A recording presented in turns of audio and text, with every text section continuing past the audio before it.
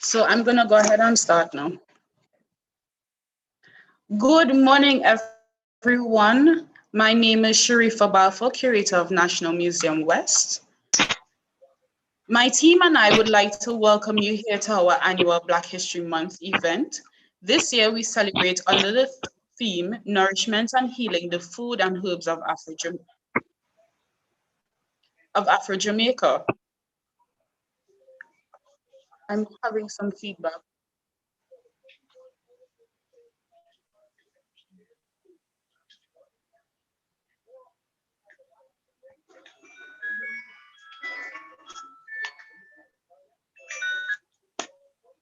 Yes.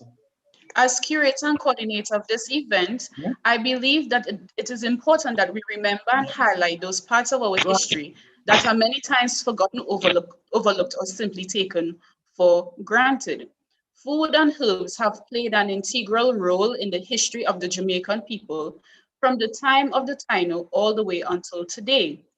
When many of our ancestors were brought from Africa through the Middle Passage and eventually landed in Jamaica, many came with nothing but intangible knowledge concerning what food or plants heal or which plants could be poisonous.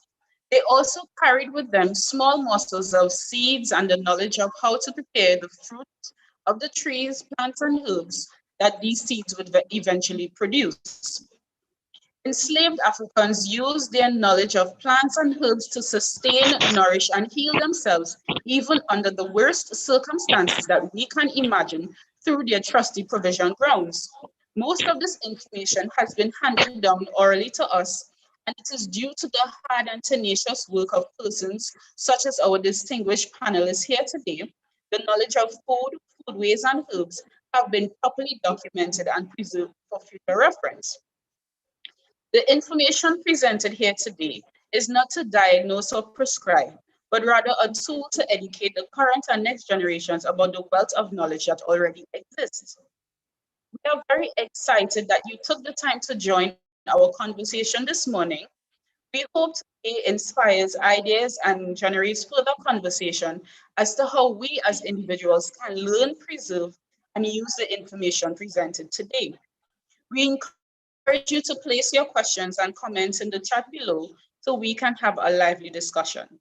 Again, we thank you for being here with us, and we hope that this program will be very enlightening.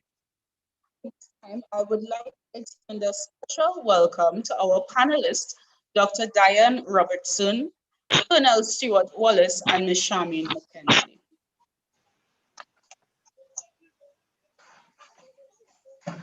At this point, I'm going to go ahead and introduce our speakers. So first up, I am going to introduce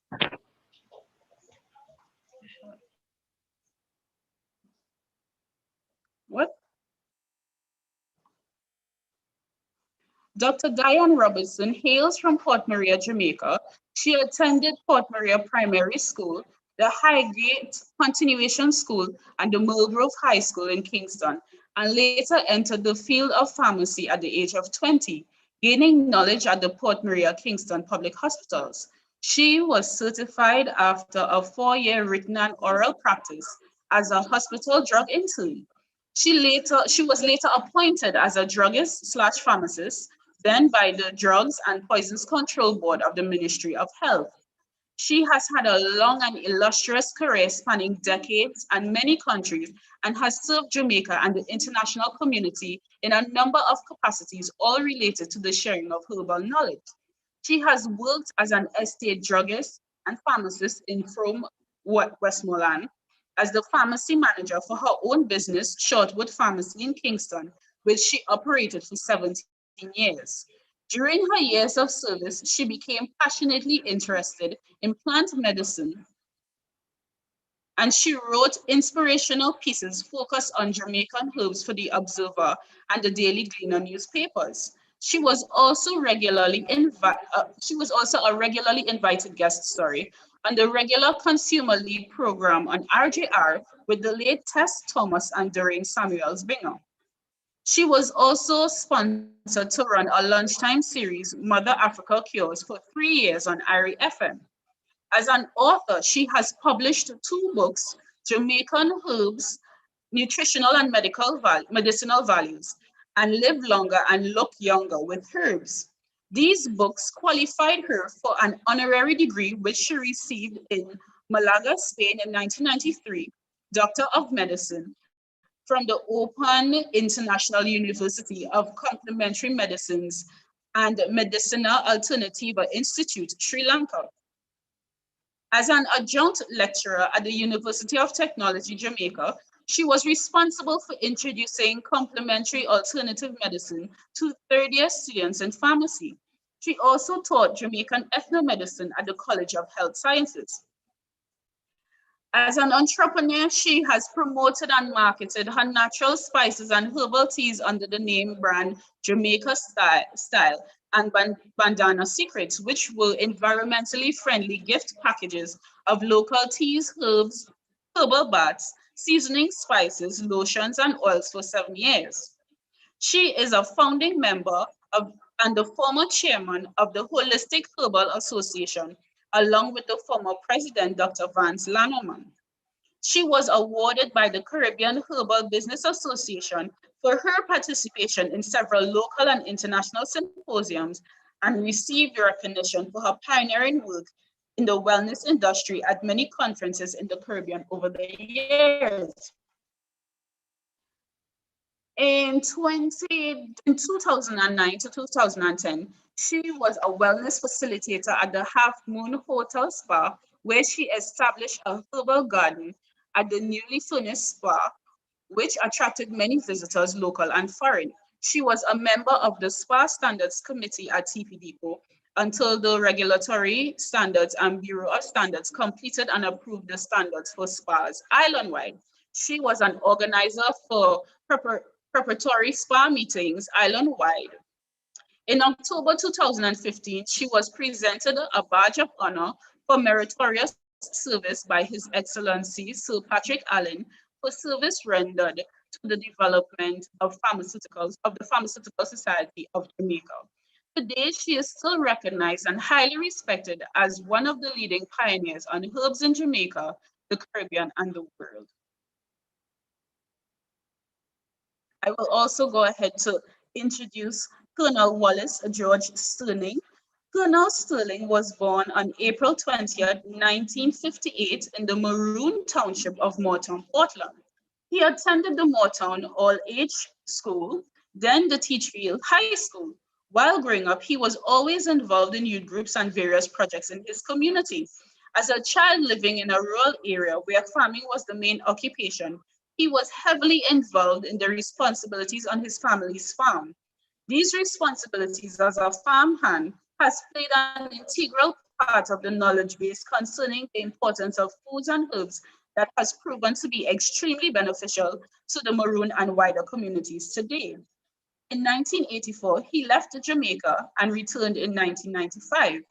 Shortly after his return, he was elected as colonel in September of that year. Today he recognizes the work, assistance, and knowledge of elders and the people in the community. His work as colonel has taken him to many places, and undoubtedly it has brought him here today. Last but not least, I will go ahead to introduce Ms. Charmaine McKenzie. Ms. McKenzie is currently the coordinator of the Office of Online Learning at the University of the West Indies Mona campus. She has an MA in Heritage Studies and has recently completed a PhD in History. Both her graduate degrees focus on food. The first on food preservation and the second on Jamaican foodways after emancipation and up to World War II. I encourage you to make our guests welcome.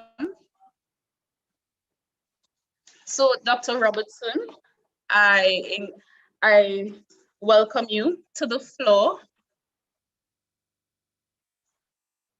for your presentation.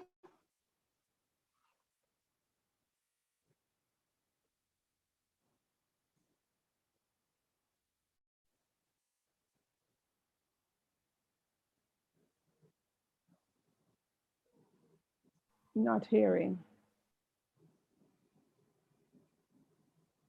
Dr. Robinson, can you unmute, please?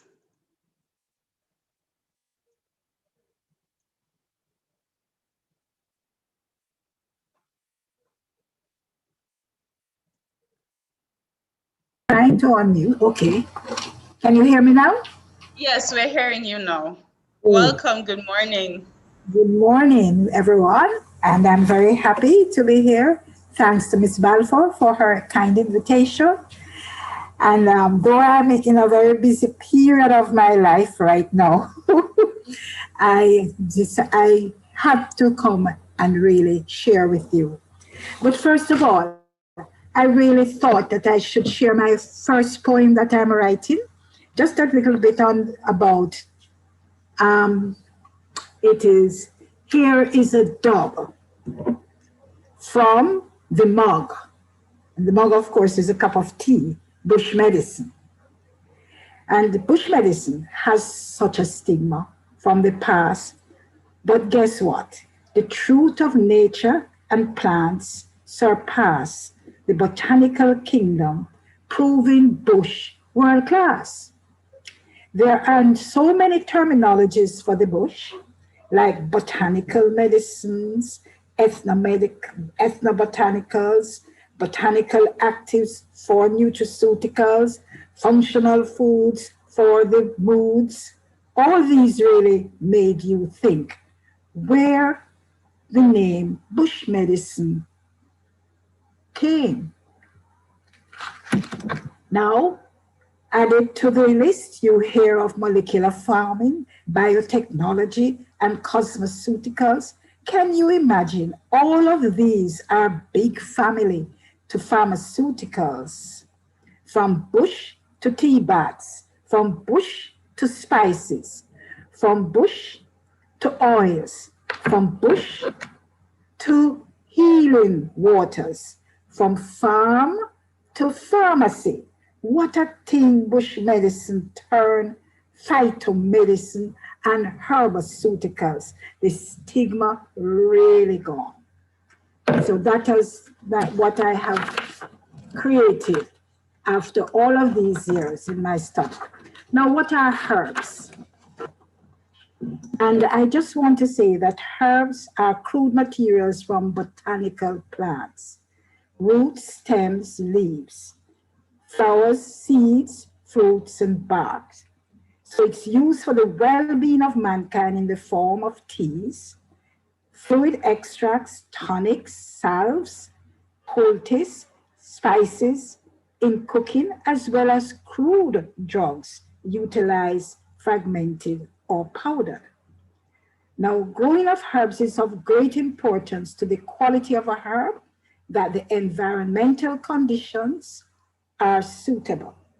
This is a first step in quality assurance on which the safety and efficacy of herbal medicinal products directly depend. Now, the factors required for growing are fertility of the soil. So it's not only just a woman getting fertile for her preparation for a baby, but the soil has to be fertile and prepared that way.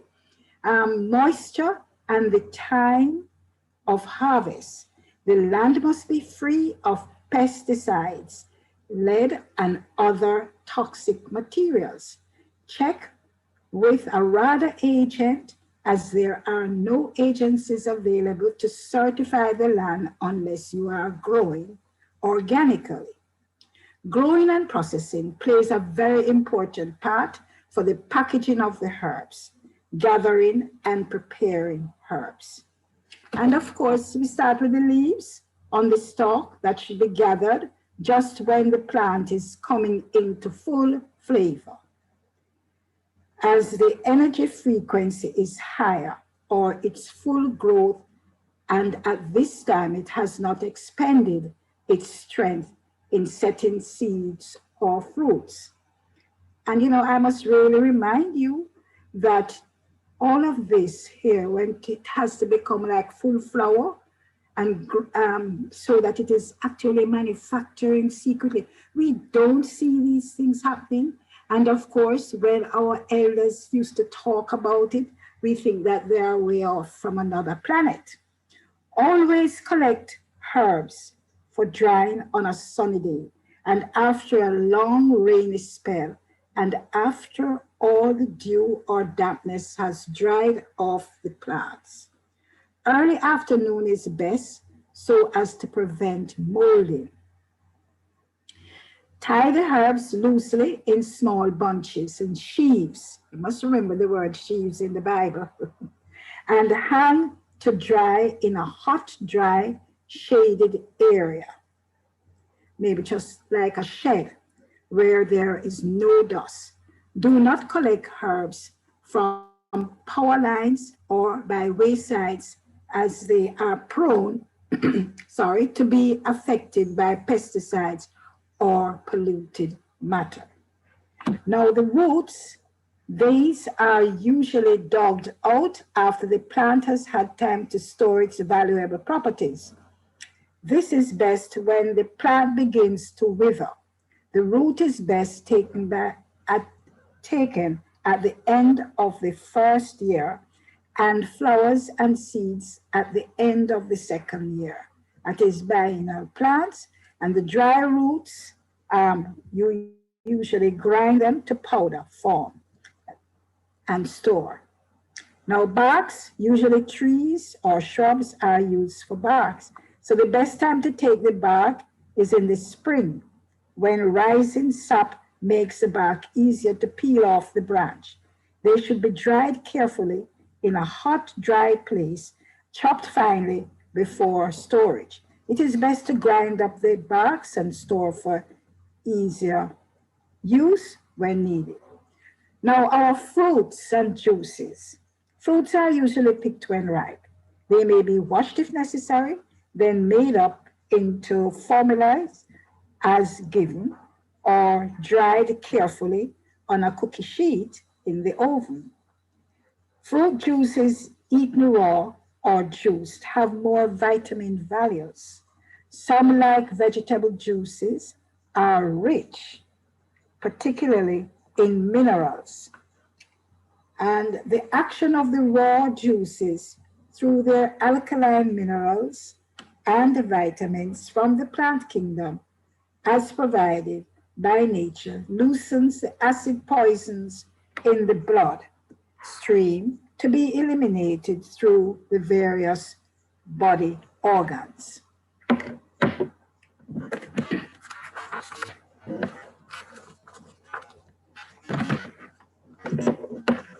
Now, the processing of the herbs. Never dry herbs in hot sun. The best time for drying is in the mornings from early to 10:30 a.m. and put out at 3:30 p.m. to 6 p.m. That's how I used to dry them. Ensure that where your drying house is, it is not in the vicinity of where rats and dogs and cats or other pets are inhabiting. When the leaves are dried, place it in clean jute bags or containers such as barrels. During harvesting, care should be taken to ensure that no foreign matter, weed, or toxic plants are mixed with them. Do not harvest when the soil is wet or the humidity is unfavorable. In the course of collection, efforts must be made to remove parts of the plant that are not required and foreign matter, particularly toxic weeds. Decomposed medicinal plant materials required and foreign matter, in particular toxic weeds. So decomposed medicinal plants material should be discarded. And of course, you have packaging and storage for transport. And this is a sound dried crop must be packed in clean, dry sacks and dry or bags or boxes that are preferably new. They must be stored where animals or pets are inaccessible to reach. It is recommended that packed crops should be stored in a building with concrete floor on pallets away from walls, well separated from other crops, and vented transport vehicles are recommended. And this is really, the packaging and storage is adopted from World Health Organization, Health Canada, and Japan herbal regulations. So it is very important that we ensure clean packaging for these herbs. Now, you know, we all started off about Christopher Columbus introduced the sugar cane to the world, to Jamaica in the late 15th century. It became the most sought plant in the West Indies, employing over 50,000 workers in Jamaica. Interestingly, Lady Nugent in her journal describes her visit to the Hope Estates on the 1st of October, 1801. The Mona campus of the University of the West Indies occupies lands that were part of the two large estates, Mona and Papine, consisting of over 1,000 acres at Mona.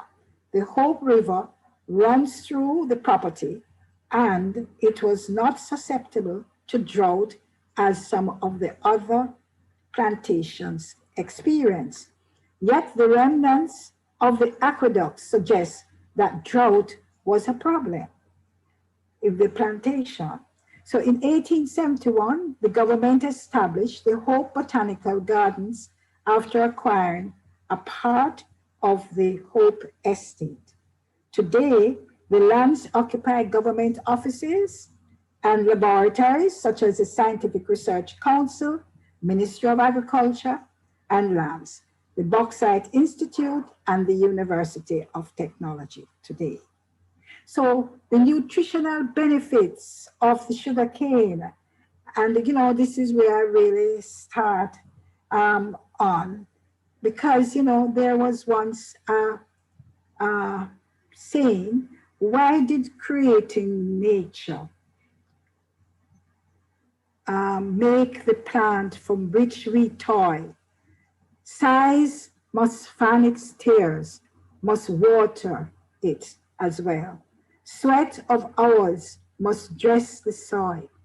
Think ye masters iron-hearted, lolling at your jovial boards, think how many backs have smarted for the sweets your cane afford. And this was a folklore saying that was in that era. The nutritional benefits now of the sugar cane. It is noted that in former years, the broad dental arches of our elders were perfectly aligned, and the beautiful decay, free teeth of the natives and children were in excellent conditions. Sugarcane provided strength and endurance to manage the mountain terrains, as well as a digestant, especially on hungry stomachs. So you know why we usually have a lot of sugarcane at these, we used to call them barn dances. Today, the nutritional benefits of sugarcane has been identified as carbohydrate or sugar, grass nutrients, potassium, enzymes, chlorophyll. Please tell me when I'm passing my time. It is reported that you have 1 more minute. 1 more minute. You see, I knew that I was nearby. But anyhow, rum is from the sugarcane by yeast fermentation and the process of aging. This among the masses, it is also used medicinally and for baking Christmas cakes and puddings. That is the white rum I am speaking of that comes from the sugarcane. I'm sorry I have to end at this point, but I know you'll find in my incoming book, which I'm hoping to launch mid-year, that will have all of these information that you will need. Thank you very much. Well, Dr. Robertson, we aren't quite over yet, because after everyone has presented, we're going to have our a short question and answer section. But for the sake of time, I'm going to go ahead and invite Colonel Wallace, Wallace Sterling, sorry. He is going to go ahead and talk to us about, African Jamaican herbs and plants and food that are very important to the Maroon community and the wider community at that. So, Colonel Sterling. Okay. You're hearing me? Everybody hearing me? Loud and clear. Okay, let me say good morning. And I want to say a big welcome, Medasi, to all the persons who are listening here. And I must say thank you to those who actually invited me to this presentation. I hope it won't be long, but I hope I can do justice so that people can understand the way our foreparents survive, and we today by extension. First of all, let me start by saying when our foreparents came to this side of the Atlantic, they took nothing with them other than the knowledge that they had in their head, and the knowledge of the plants, the different herbs, the different foods that they were accustomed to when they were in the motherland, Africa. And I must also say that as speaking as a Maroon, when I speak of some of our foreparents as well, they were basically the original Aboriginal persons who were living here, the Tainos, because the mixing of the Africans and the Aboriginal persons make us to be what we are today. And the knowledge base came from both society, both period. So for us, what we do in terms of our plants and our medicinal purposes portion, let me start with that first. I want to say the most important thing in reaping plants for medicinal purposes, there are some things that you have to observe. One, we do not reap them at certain time. You have to go and get them at least 3 or so days, or 2 days before the moon is full, and up to about 4 days after the moon is full. That is the ideal time to reap these plants, because you'll get everything from them during that period of time. And if you have to leave them for an extended period of time, the condition of them won't deteriorate. So you can reap something like, okay, we're in February now, and if you reap it in the right time and you want to put it down until next year, February, depending on the kind of plants, it will pretty much stay and have all the potent quality that it would have had in the original state, because you would have reaped it at the appropriate time.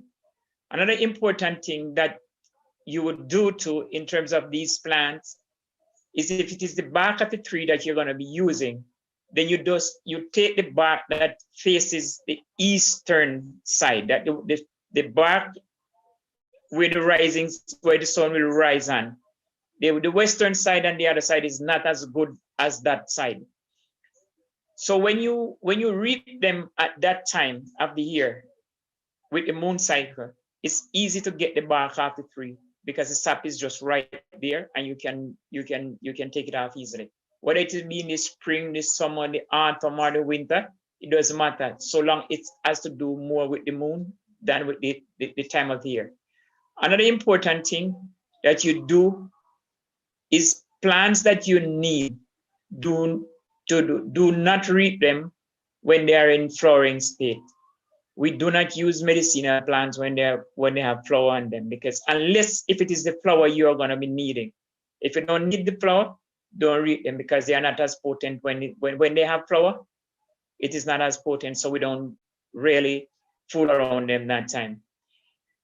And there's quite a variety of things that you do, because you use different plants for different things according to the complaint that persons have. If you just want something for just giving you some energy, just about anything you can throw into them will make it work.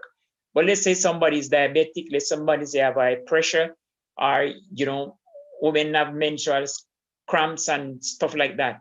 there are different plants that you use, so there are combination of different plants that you use to deal with all of these incidents. So most time persons would want medicinal plants because they want to, build up their energy, or sometimes because they are diabetic and there are certain plants that you use. For example, for a diabetic person, you use any of these plants will work. If it fall in the family, like for example, like a breadfruit, trumpet leaf, things like soursop and things like that, those are good for it, right? But another important thing too is that, for example, if you're going to be using like the breadfruit leaf, right, or the trumpet, you want the ripe one that hasn't really fall to the ground, the ripe leaf that don't fall to the ground, because there are some plants, when you go reap them, you don't want them to touch the earth before you get them. And plants that you're going to be putting to dry, what we use to dry them, the ideal way to dry them is to put them not on a zinc sheet, not on a concrete floor, but put them and the leaf, the broad part of the royal palm tree, the part that clings to the tree, the tree, that part when it fall off, that's the best thing to cut, carry them home, and you dry your stuff on that. Once you dry them, have them properly dry, you can store them for a long time, because what I said before, the most important thing is to reap them when it is the proper time to reap them. And that way you can preserve them for a long time without, you don't have to add anything to them. You don't have to do anything other than just store them in the appropriate dry place, and place that is cool enough. And the other thing is that our foreparents, when they got here, in terms of food that you're going to be using, for example, there's a plant, I'm not sure, the name that I'm going to use is the name that we use, but I know in other parts of Jamaica it is called by a different name. It's a plant of the Callaloo family, right? The jokoto, and then there's also the wild hook. Jokoto it looks like the Callaloo. There's two varieties of them. In our way, if something is green, we will refer to it as white. And when you have any other color, like you have the red one and the white one. But the white one is actually the green looking one, and the reddish one is have like what I would say a purplish, not purple, but mauve-like color. But those are plants that you eat because they provide enough proteins for you. And there's also the wild hook, because it's not all the time that you would have had callaloo, but these plants grow generally wild in the forest, and you can go out there anytime you feel like, and you can reap them, and they provide food. Also, plants that you can eat, again, you can eat the bark of the raw moon tree, right? But it's the inner part of the bark that you eat. Another source of food that our foreparents use that goes wild, and we still use them today, is the carcoon. In Jamaica, carcoon is used for many things. As children growing up, we use them for making toys, we use them for food, we use them for jewelry and stuff like that. It is actually an oversized bean, and it grows wild in the forest. But you don't just pick them up and treat them and boil them. It don't work like that. You have to prepare them before you can eat them. So you would require you burning them in a small fire, getting the hard shell off, putting the white kernel inside in a container of water, and when you are through, you cut up into small bits like what you do French fry, put them in a porous container, leave them in the river or some running stream. The smaller you cut them, the shorter time it stays inside there. If you cut them very small, it might stay about 2 days, 3 days maximum. If you don't have running water, you put them in a container, change the water in the morning and in the evening, and you can leave them for maybe about 6, 7 or so days. And you are the one who has to make the determination as to what you want, because some people like it soft, some people like it a bit chewy. So, but these food provide a ready source of protein for our people, and we do use them today. And we continue to use them because it's not something that you have to cultivate in any way. They just grow by themselves naturally. Now, when you turn to the other crops, like for example, things like plantains, yam, and so on and so forth. Bananas, when you have like hurricane, and so people will go out, collect these bananas that were blown down, peel them, cut them into small strips, and put them out to dry. And then you can, when they are dry, you tie them into a bundle, tight. You know, normally use a towel. And when you're ready to use them, you pound them in the mortar, and that's a good source of food. And generally you refer to them as hard time food, but it is very important because people has to survive. And it's not that you had supermarket that you could run to a supermarket to pull things down. You know, yeah, they were always grocery shop, but then how much money would you have to go to the grocery shop? And all of these kind of things that we do, and even today we continue to use these things, and we make our portion. People come to us and we might take them, but as a young person growing up, my father was one of the foremost person who was responsible for making medicinal potion and stuff like that. And I had was to go with him in the forest to reap these things. And one of the most important things is you reap with due care, caution, and protection, bearing in mind that you are depending on these things, so you don't go out there and fell trees. You don't go out there and cut down too much of the vines, and you try to replant as much of the things that you can plant, because some of them don't grow so easily. It would take you have to be an expert to go out in the forest and to find a young, for example, a wild cinnamon plant, which is a very important plant in terms of, you know, how you use it as condiments and stuff like that. But to find one of these little plants it's not an easy task. You normally would find it when they are big, and you're propagating them is not easiest of things. So you would always have to take care with them. Be careful how you strip the bark. Don't fall them, because they are important. The last time I went out in the forest with some persons to do, we were able to identify about 9 of them, which we basically GPS them, tag them, and everything like that. And we can go back and find them when we want. But there are other plants that you use, and when persons were sick and you need to give them a bath, there are certain plants that you go out and you take them and you prepare a bath for people. And especially when women especially back in the days when women had babies, when you are giving them a bath, right, and after the period of time is required for you to give them, it is important that, you know, you let them sit over the boiled water and you cover them. You might ask why, but that is the recommended way. They sit over the water and you cover them, and that will help to purify them, get any impurities out of their bodies. It is true that some of the things that we would have done back then, people don't do them now because they will run to the pharmacy, they run to the hospital or wherever. But the knowledge is still here, and there are those who still require the practice of it. So that's and I am saying that, you know, this presentation is rather brief because there are sometimes in some things that I say and it's not good to be said and hear. So, you know, in a Maroon way of saying things, we say sometimes we say we chamu chamu. You know, we say some things and we leave some things. So I am glad that, you know, I was able to share even a small amount of my knowledge and the knowledge of our community with the wider public. And so let me say at this point, Medasi, and any question that anybody would want to ask before the program is over, feel free to ask, and whatever I don't say, I will endeavor to answer. All right, thank you so much, Colonel Sterling. So far, we've heard so much about herbs. We've learned when we should reap them. We've learned when we should pick them. We've learned when we should not pick them. We've learned that we should take due care and process to reap all of these wonderful natural things that can help us.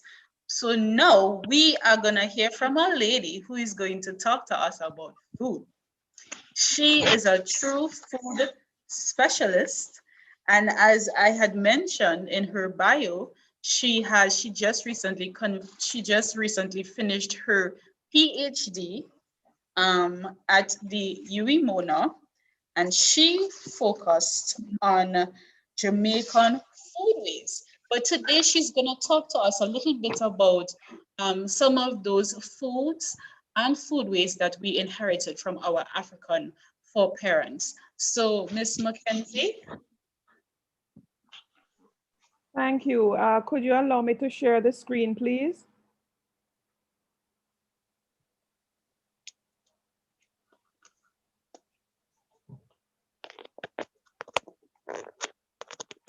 Go ahead. Okay, thank you.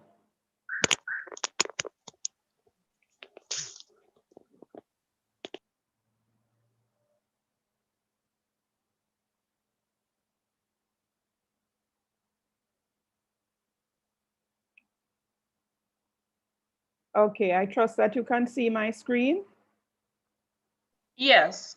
Okay, thank you. Good morning, everyone. Good morning, everyone on YouTube and Facebook, if you're there.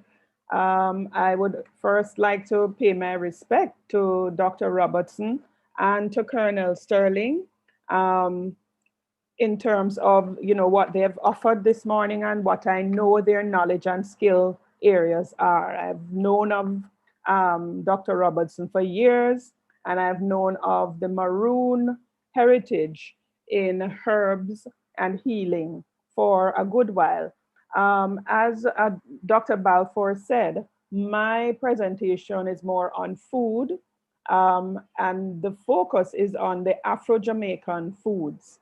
Now, what is food? I start off by trying to answer the question of what food is, right? According to the dictionary, it's a substance to be taken into the body to maintain life and growth and nourishment. It can be provisions or victuals, or as we call it, bickle. Provisions, we know that word because we talk about ground provisions, and that's pretty much the sense of it. But some people make a distinction between food and drink, that is between what is solid and what is liquid. But solids can be made into liquid and give nourishment as well, so they can be food. Foods can be raw or cooked, and you would have heard that from both presenters before me. And I have a question there. Are herbs and spices food? Do we call them food? Sometimes we can, right? They're used in ways in which, they're edible and they offer nourishment. But food is not only seen as nourishment or healing. It's not only that. Food is also linked to how we see ourselves. And this is right across the world. People connect themselves to the food, through food, to who they are or who they think they are. So food is linked to identity. Food is really very mobile across cultures. So, foods traveled from Africa, perhaps through another country or space into our space, and foods traveled from our space, across the waters to other places and so on. Foods are also mobile across classes. So at one point, a certain class of people will eat some things, and at another point it falls off from those people and others eat it. It's also mobile across ethnic groups. Foods are also mobile across ethnic groups in terms of, what people desire to eat at particular points in time, or what they don't desire to eat, how things change for them. And foods come and go in popularity in our repertoire of what we eat or prefer to eat over time for different reasons, right? It could be drought, it could be excessive water, it could be various other wars, other things that bring about changes in terms of the popularity of certain foods. So all of those things affect, what we eat, how we eat, and when we eat certain things. Sorry, Ms. McKenzie, sorry to interrupt, but is it possible you can put your PowerPoint as full screen, please? Oh, I'm sorry. I should have done that.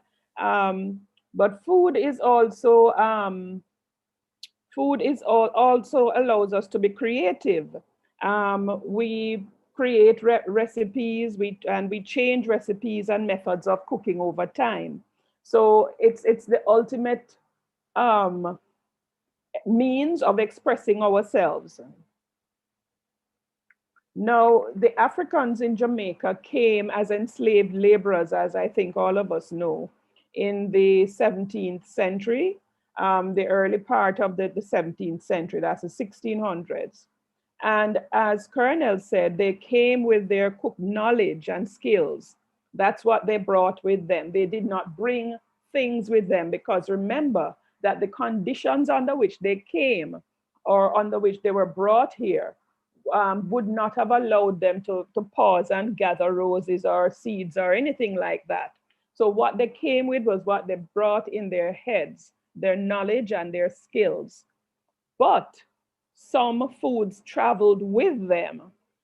The people who were bringing them here would have been the ones to gather the food that they knew, found in those countries, and brought those along with them on the early voyages across the Atlantic to feed the enslaved people. So this is perhaps how yams, for example, some of the yam varieties that we know, this perhaps explains how some of those came to us or to this part of the world. Not that there weren't yams before, there were other yams in this part of the world, but not some of those that came along with the enslaved people.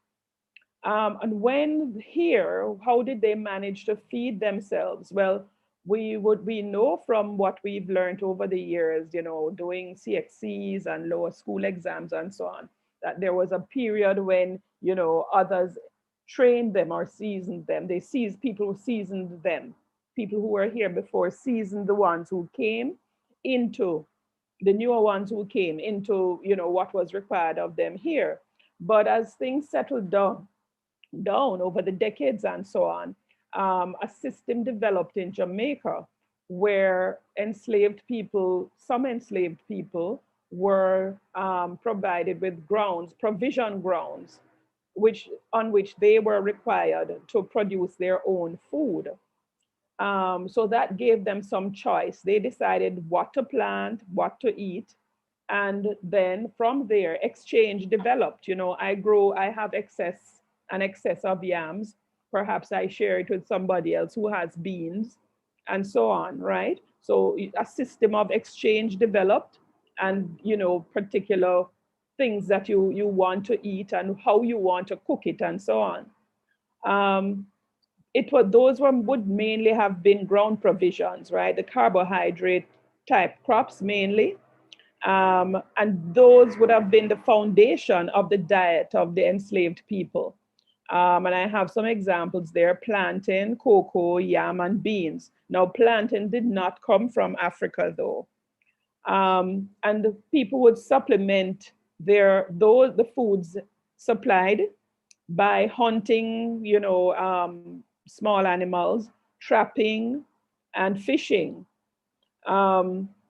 Their foods were also supplemented by imported salted and pickled meats and fish. And some of us would have been hearing more recently, we know that too much salt is not good.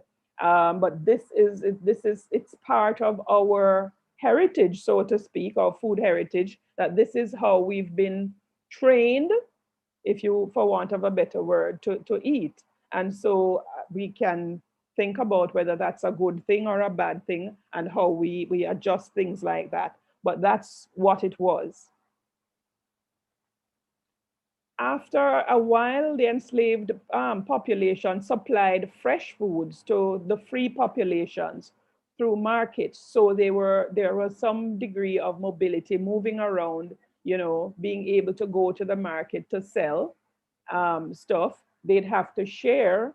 There were different ways of that working. There were people who were called jobbing slaves, for example. And so there were enslaved people who had to pay part of what they earned, give part of what they earned to their masters and mistresses, and they would keep some. So we know from the records that after a while, you know, they really cornered the market in small coins, and they were saving.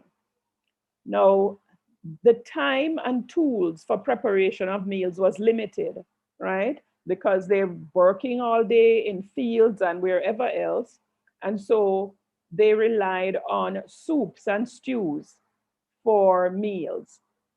And that should ring a bell to you, because you know that we favor soups in this country as well as stews.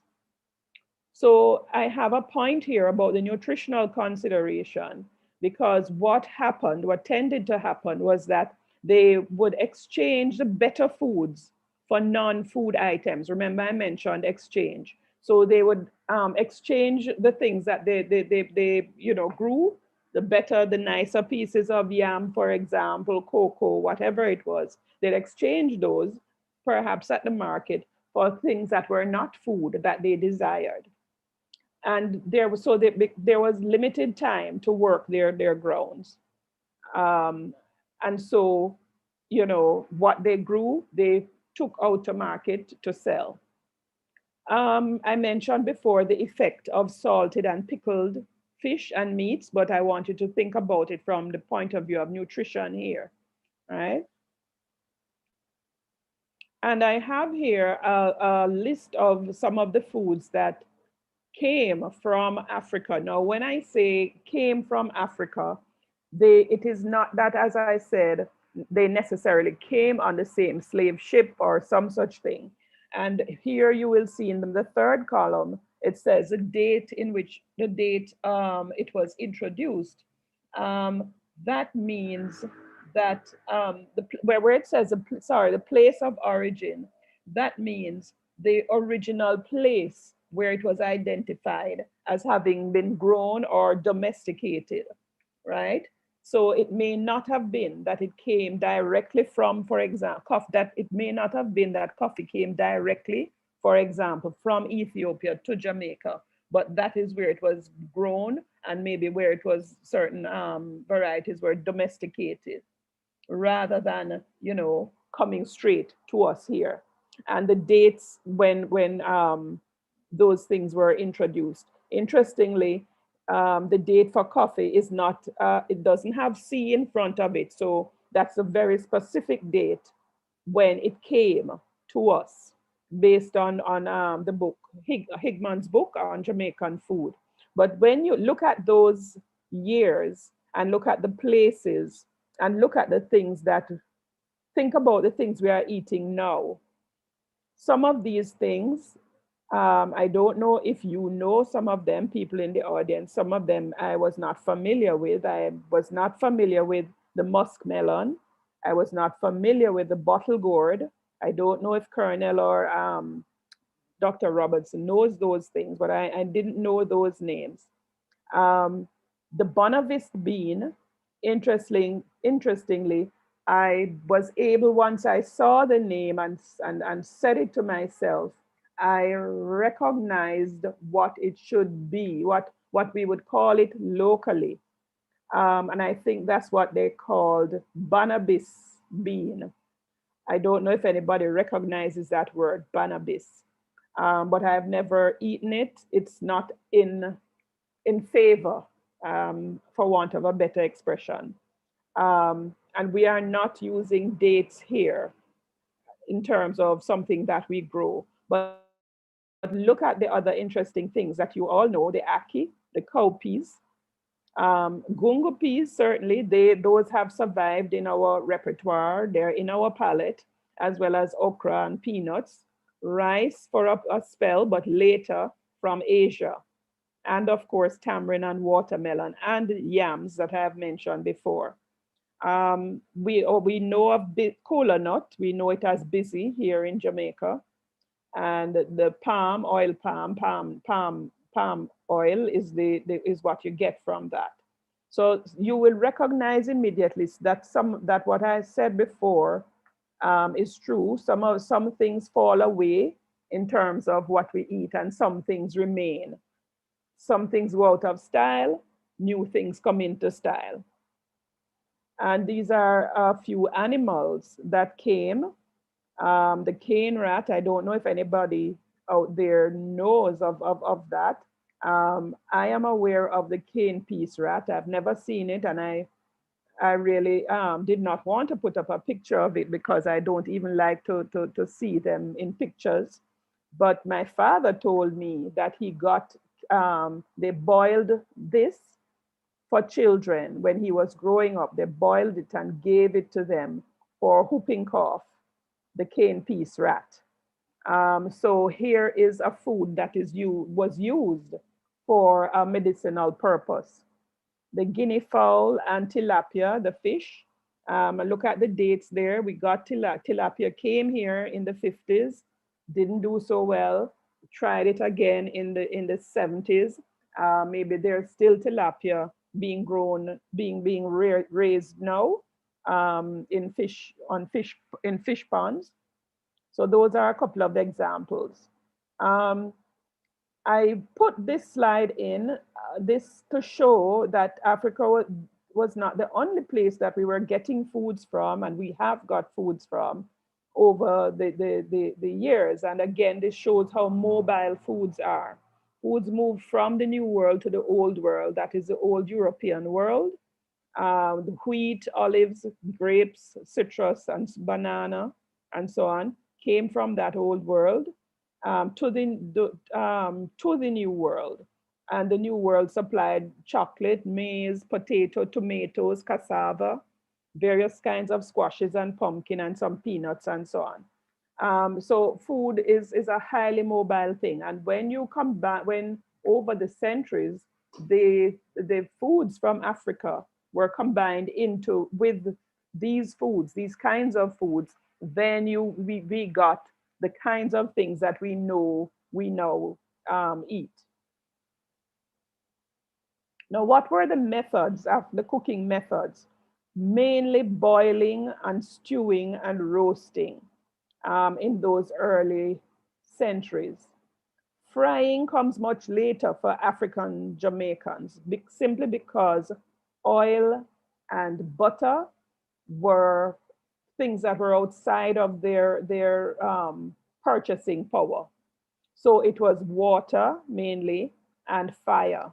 So boiling and stewing, that is how come we come to use so many, different kinds of soups and stews. Putting things so many things together in a pot to make a stew or to make a soup. And as I said, frying came much later. So this is how we've come to the one pot dishes that we eat. We eat things like seasoned rice and that kind of thing.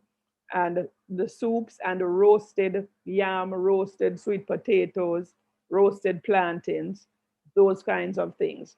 That's how we come to that point. And I just have some slides here that show you some of the foods. This is an example of the muskmelon. I don't know if it looks familiar to anyone. The cut one resembles the papaya or cantaloupe or something like that, or even a pumpkin on the inside. So they're from the same family, I imagine. And this is what the bottle gourd looks like. I don't know if anybody recognizes it. And of course, these are two guinea fowls. And the yam, which we all know. I don't know what type this is or so, but we recognize it as yam. And these, just to name a few of the dishes that came through, that they lasted for a long time in our repertoire, but some of them have now fallen away, and some of the recipes and cooking styles have also gone by the wayside for some things. So my father, for example, told me about fufu, which is yam, any kind of yam, plantain, breadfruit or so, pounded and made into a ball. And they would make that ball and put it in the soup, that ball of yam, and put it into the soup. He said that that's what his mother did. And I've read about it and read also that, you can make a fufu out of plantains or breadfruits or any of those carbs. Accra, which is known not only here in Jamaica, but I've seen in the 1893 cookbook that Accra was made with black-eyed peas. My understanding is that it's a kind of fritter. And so Sharifa perhaps knows it, being made with something different in where she's from. Ackee, the ackee has been here. You saw it on the previous list. The ackee has been here with us for centuries, and that the most common way of eating it is combined with saltfish. Interestingly, in the 19th century, that's the 1800s, perhaps especially like the mid coming of 1800s, the references to it would have been to saltfish and ackee, not ackee and saltfish, but nowadays it is ackee and saltfish, the emphasis now being more on the ackee than the saltfish. And there were recipes in the 20th century for fried akis, and in before the 20th century for fried akis, for curried akis, for ackee soup. All of those things over time. Those things have sort of fallen away, although I suspect that curried akis may be around now once more, because curry is on the rise, or is right there in terms of what we eat. Soups, again, as I mentioned, with fufu, and the pepper pot was a particularly popular soup. I don't think it is as popular these days, but Colonel mentioned the jokoto, which is a kind of callaloo. He said it resembles the callaloo. I don't know if it is accurate, but some people think of it as the tobacco callaloo. That I know in some parts of the country was used in the pepper pot. For example, in St. Anne, someone told me that was one of the ingredients in their pepper pot. And pepper pot for us is a soup. In other parts of the region, it may not be a soup. It could be a stew. And as I mentioned before, stews are very popular among what we eat. Even today, stewed chicken, stewed this, stewed that. We like things stewed with a lot of gravy. So you can see this is how our food ways have grown into what you know them to be today. And what we know them to be today may not be what we know them to be in 10 years' time, or even less. You may notice that some things fall away and some things that were here before may come back, So this is the way of our Jamaican foods. Thank you. I hope I have stayed within the time.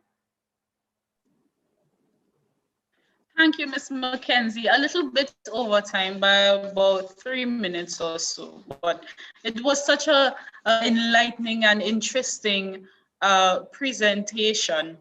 So I didn't want to interrupt you, but you are correct. Accra is a specialty in Trinidad, and I would say it is just as delicious as Jamaican saltfish fritters.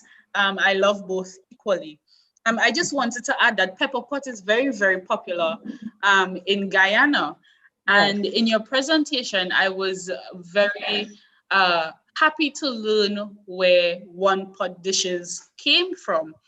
Because I think everywhere that I've been in the Caribbean that has had a large population of people of African descent, there's a heavy concentration on one pot dishes. I never thought about where they came from, but I was happy to learn that it is something that we have inherited. So I want to take this time to apologize to the people who have joined us on YouTube. There seems to be a technical glitch and they are not able to use our chat. Nevertheless, I have some questions here. So someone said to me, and I'm happy I have the three of you here, so maybe we might be able to get some truth of this matter today. So it has been said that it is because of the yam that Usain Bolt ate when he was growing up in Trelawney that made him so fast. And it is because that yam was carried from Africa to Jamaica, he was able to gain some kind of, this kind of almost supernatural power. Is that true? Does yam make you fast?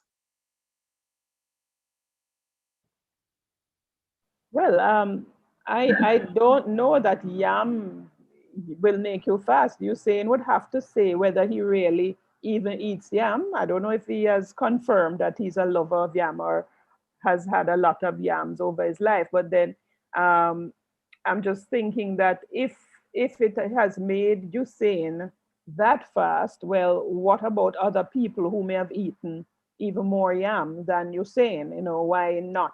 Why are they not out there on the track? So I don't know. I do know though that some scientists were investigating it since all of this talk about the Trelawney yellow yam and the Usain and so on. I do know that some scientists were exploring whether what properties the yam has that might contribute to speed. All right, thank you. So this question would be for Dr. Robertson. So what are some of the myths associated with herbs in Jamaica that might be potentially dangerous?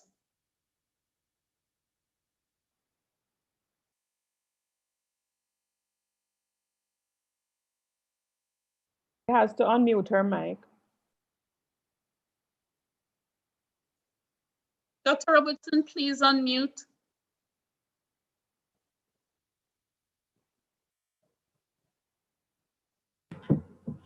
All right. Am I clear? Yes, hearing you. Well, there have been many things, many herbs that have been identified as not to be, that they have warnings with. And of course, actually, I didn't really come prepared to deal with that part of it, because I really wanted more to float with the areas of herbs, the powerful herbs that we have been taking. Say, for example, the guinea hen weed, which was, I should say, quite unknown to a lot of people in the earlier years. But now we have proven that guinea hen weed has been known to help a lot in the area. It's an indigenous herb, and it induces abortion.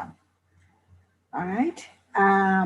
In the Amazon rainforest, they have discovered all of that there. But otherwise, the leaf, which is it has a taste of garlic as well, or we call it gully root. It is excellent for people who have cancer. They have been working in that particular area where they find that several of the phytochemicals in anemia, like astilbin and dibenzyl trisulfide, those stuff there that Dr. Williams and Low, they would have found out certain things about it, but they find out that it kills cancer cells. And, so therefore, they are now using it to stimulate the body's natural defenses. It also stimulates the immune system. But once upon a time, we would hear that it's poisonous, it's not supposed to be taken. But people who have been using it over the years, they never seem to have a problem. And then this was why they did some research on it. It also lowers blood sugar as well. This is some of the areas that they have found. So the only contraindications is to deal with that it is not good to take if you are pregnant, because it causes contractions and it can lead to abortions. All right. So we have a very serious topic on abortion. And I know a lot of young girls resorted to some of these herbs that they would use or learn about. So, all right, Dr. Robertson, just a moment. Someone is asking, what are your, and this could be for anybody else as well on the panel, what about the rise of herbs being used in box tea mixes locally and internationally? So I'll could you repeat it again. repeat Someone it? is asking about the rise of herbs being used in box tea mixes locally and internationally. Mhm. Somebody's asking, what are your views on these tea companies? There's Moringa seems to be very popular in Yeah, these teas that you can find in the supermarket. yes. Well, they must have had some instructions because they would have to pass this through the Bureau of Standards. I think that is one of the first major areas. And the Bureau of Standards would be able to assist in that particular area. And if there was, then they would have said so. But Moringa has been used a lot by our locals, and there hasn't been any side effects per se with it. If anybody know of side effects and it is interesting, that they should report this to the Scientific Research Council, as well as to the Bureau of Standards. All right, thanks very much. This next question I have is for Colonel, and someone is asking, do you believe that more can or should be done for the preservation of traditional medicine, more so focusing on maroon medicine and heritage? And if yes, how so? Well, all right. Okay. I think more can be done and should be done. But on the other hand, we as Maroon has to be in the forefront as to what is it that we would want to preserve and what we don't want to preserve. I remember us doing something for UNESCO in the oral and intangible heritage of humanity. And in working with us, UNESCO, they were pretty much cognizant of the fact that there are some things we will tell them and some things we won't tell them. Because as far as we are concerned, some of the knowledge is for us, it is reserved for us, and it is not to be shared with anybody else. So whatever I would say to you now is what I can share with every John public. And we have been working though closely with the National Heritage Trust, with Institute of Jamaica, with other, government organizations to help to preserve some of the things that I spoke about before and what it is that we think should be preserved. So we have made stride in that area. The knowledge that we have that are common to everybody else is, the responsibility of the government to preserve that.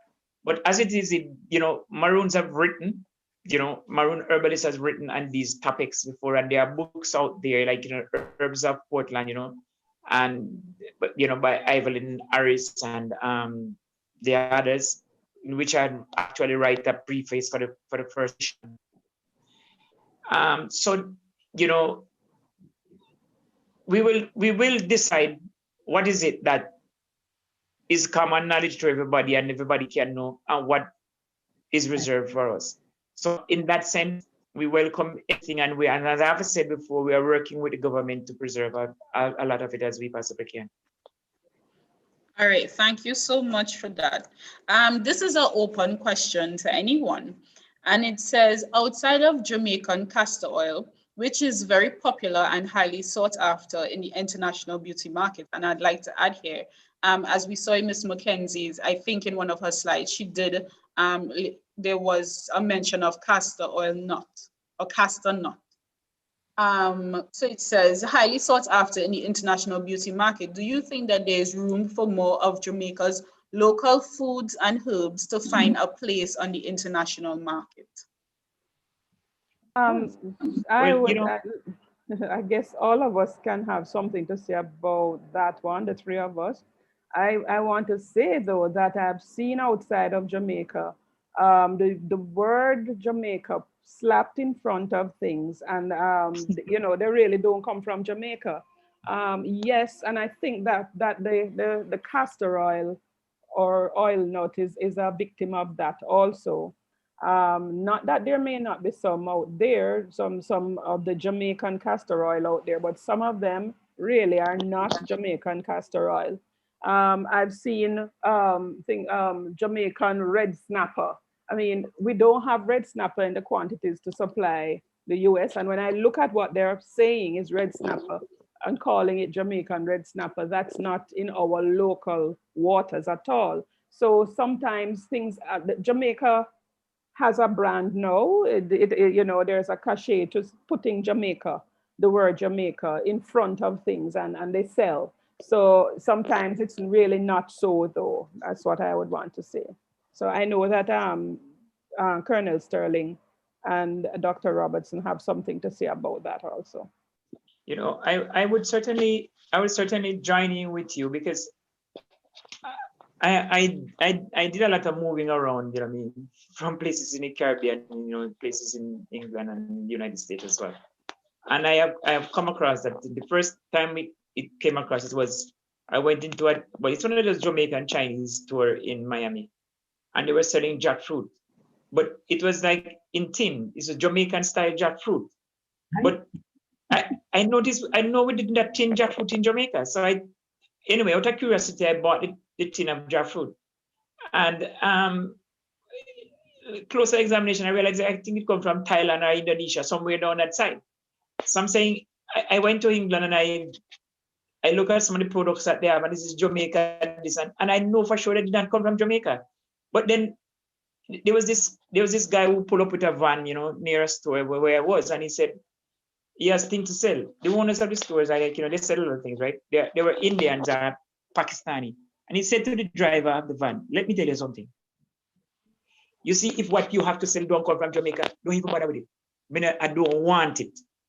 Because here he was in a predominantly Black neighborhood, right? But nonetheless, the things that he have in his store, they will have Jamaican this and that, but they don't come from Jamaica. But he is telling the young man, if it they don't come from Jamaica, don't even waste your time coming into my store, because I'm not going to buy them from you. Because whenever he bought things from Jamaica, he can sell them easily.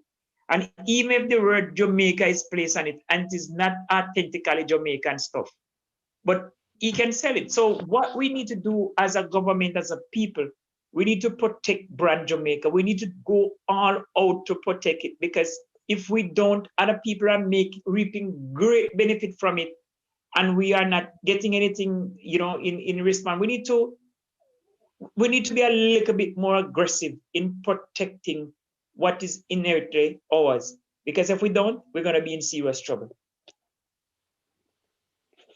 Yes, I agree with the Colonel on that story. I agree with you, sir.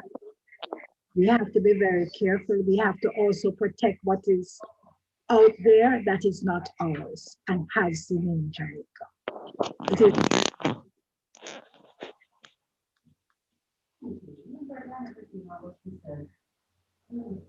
Dr. Balfour? Yes. You said the YouTube was not working, the chat wasn't working? No. So Okay, I've been getting lots of WhatsApp messages. Okay. Well, I got one message asking about pepper, hot pepper, but I don't have that on my list actually of peppers that came from you know, of foods that came from Africa. Both the Scotch bonnet and the what we call country pepper, they're indigenous to tropical America. Oh, okay. So the whole idea of, you know, our love of peppery foods, I don't know, I would have to think about when or how that developed.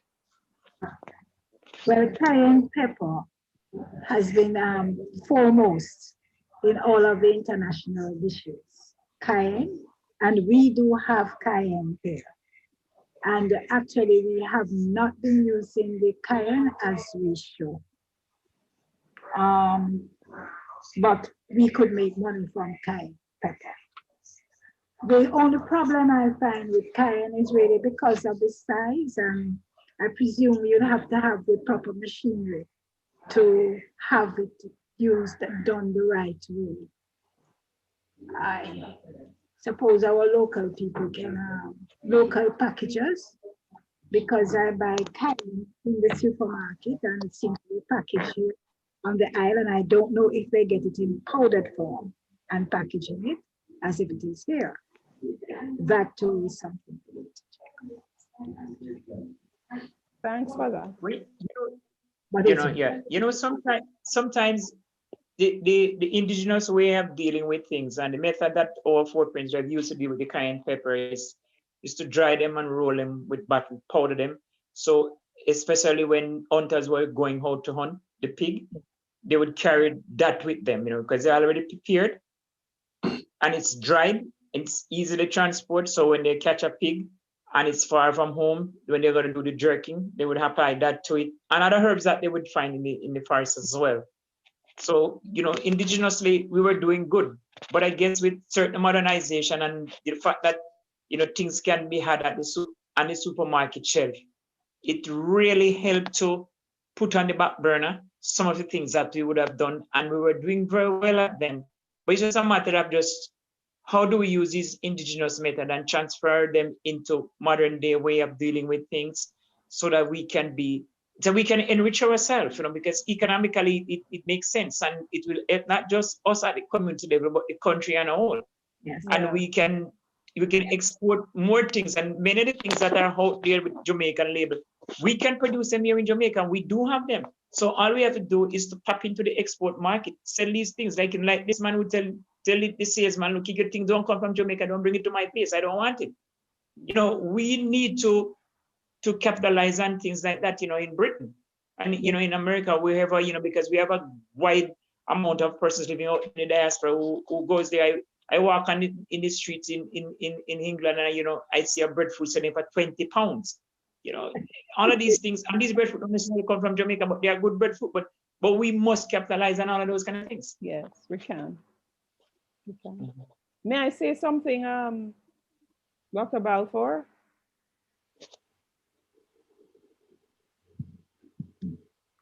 Not hearing Dr. Balfour. Because our mic is muted. Oh, my apologies. I was saying that it appears that our cat has been resurrected. So if any of our viewers have any questions, please feel free to do so before we close off, because we're coming down to the end of the program now. But you said that you wanted to say something, Ms. McKenzie? Yes, I just wanted to support what Colonel Sterling said about us being, sort of working in reverse now. We should be able to work in reverse, and some of it is happening to make certain things available to the public that have some, people may want, but because of the older methods of doing them, they're not available. The time intensive ways of doing things. So I was wondering, so, nowadays you are seeing breadfruit in the supermarket in those packages, cooked and sliced and so on, and in vacuum sealed, and you can buy breadfruit slices in that way in the supermarket. I was just wondering if, like, the fufu, I mean, as I say, I've never tasted it, but perhaps there's a way of, if one explores, of preparing it and, doing it in a vacuum sealed package and, doing something with it and so on, because we also have issues of food security. Yes.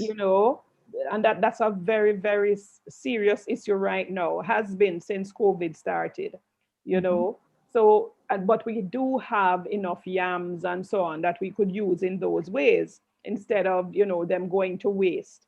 So, right. I support what the Colonel said. Maybe it's a way of, going back, working from what is present and or current and going backward. I would like to just ask that question to Colonel. Colonel, I don't know if you plant lemongrass in your area or if you grows widely, right?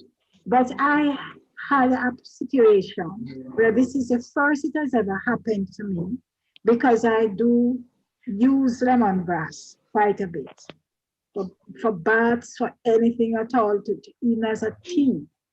And what I noticed with some the crop that I plant or replant each time, I noticed that just within this year for the first time, and it was about November, that the lemongrass started to dry a bit.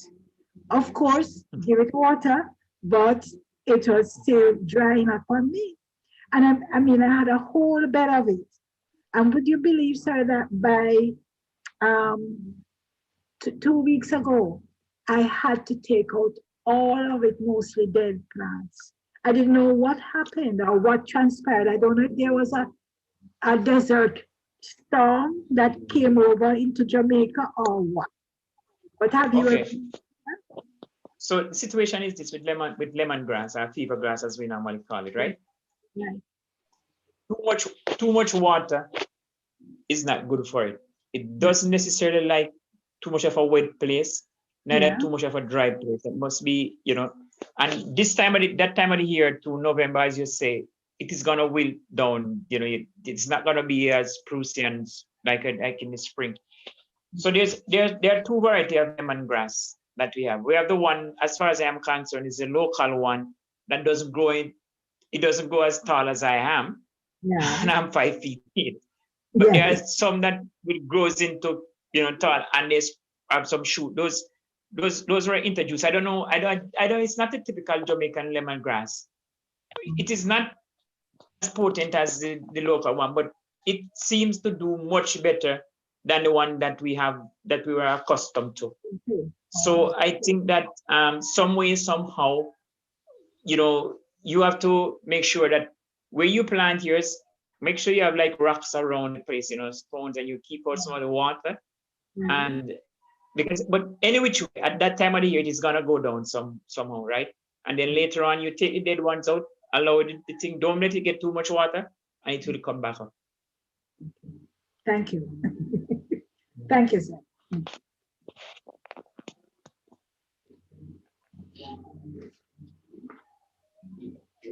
Something else I want to add to what you have said earlier about the guinea hen weed and young people.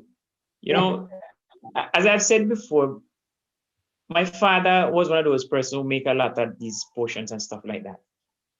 And he used to say to me, it doesn't make medicines for young women. It doesn't boil medicine for them because they don't tell him the truth. And he knows that some of the things, if they're pregnant and he asks, they might not tell him. And if he makes it, it's likely that if they are pregnant, the baby can be aborted. But one common thing is most of these medicinal things, right? Plants that are very biterish, like pregnant women should not take them. I remember a young girl coming to me and asked me if I know a certain plant. I said, yes, I know it. I said, what do you want it for now? I said, you're pregnant? She said, no. I said, well, our friend needs it. I said, well, let me tell you something. If you need it, you go and find it yourself, but I'm not going to show it to you because I know pretty well what, if the friend need it, is more than likely to abort a baby. So I did not tell her. I just said, you go find it. Anywhere it is, you go and find it. And I know it very well. And it was really close to where we were talking, but she didn't know it. So I just didn't introduce her to it.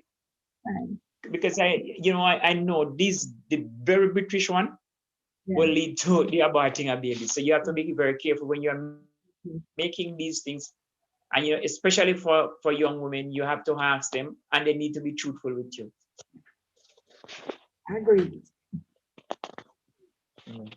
So the very last comment I have before I wrap up, someone is asking Colonel if he's ready for a maroon food festival when COVID is gone, because they are ready for some cocoon rundown and joke while hug, and they are volunteering as a judge. Hey, bring it on. I am ready for that. The cocoon rundown is always there. The jerk pig, wild art team, we can always do that. And I would very much love for something like that. I was discussing these things with, the fellow colonels, that we should have a day when we are just dealing with maroon cuisine. We can move it around from community to community. once per year we have it here, the other year we have another one, and move it around and get people to come in and we'll buy into, because there's a lot of food that we do consume today that, you know, other parts of Jamaica people don't use it. Like for example, the fufu. It is because of fufu why Jamaican like dumplings so much, you know. You ever realize that? Jamaican love dumpling because fufu is basically dumpling in that sense, but it is not made from wheat flour. It is made from your plantain, your yam, your breadfruit, whatever you find at hand, to pound in the malt and make your little balls and put them in the pot. You know, it's like as children, you know, this is something that we used to do. We used to grate bananas, green bananas, and you grate the coconut, you put the coconut thing to boil, and you make these green bananas, you make them into little dumplings and drop them in the pot. And, you know, you can add your other little things to it, but it was a wonderful thing that we had. And as you say, you put the jokoto inside there, or the kalalo, or the wailuka, or whatever, and you end up with a very beautiful meal. And it's simple. It's all from the ground. You didn't have to go anywhere else to bring it. The only thing you can consider that would be imported in that is the salt that you didn't have. Okay. All right, thank you so much, Colonel.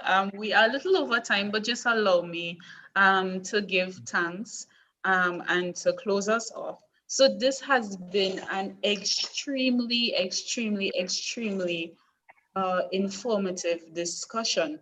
I have learned so much this morning. I did not know that watermelon was a naturally occurring fruit in Africa and that it was brought here. I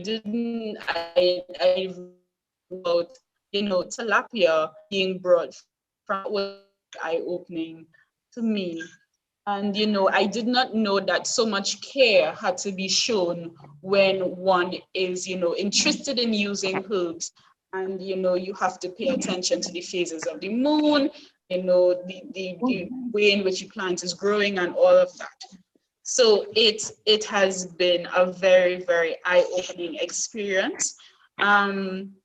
So in closing, I would just like to send a very special thank you to our presenters who have taken time out of their schedule to spend time with us, to educate us, to you know, enrich us with their knowledge. And I want to thank them for all of the work that they do outside of working with National Museum West and the Institute of Jamaica for the enlightenment of all Jamaica and the diaspora.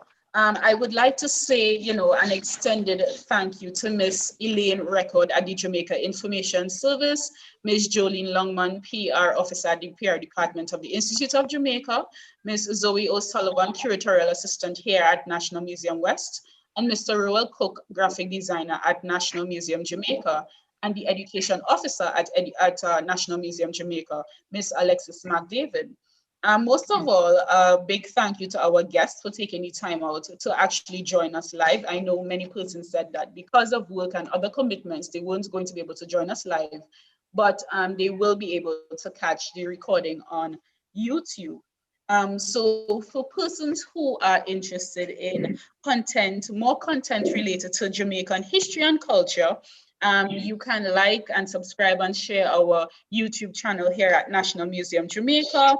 And for those of you who reside in the west of the island, you can find us here at National Museum West on Sam Sharp Square in the Montego Bay Cultural Center in Montego Bay, St. James, Jamaica.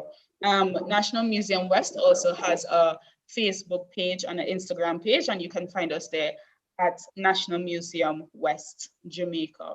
I don't know if any of our presenters have any parting words, but a very big thank you for everybody for joining us here today. It's truly appreciated.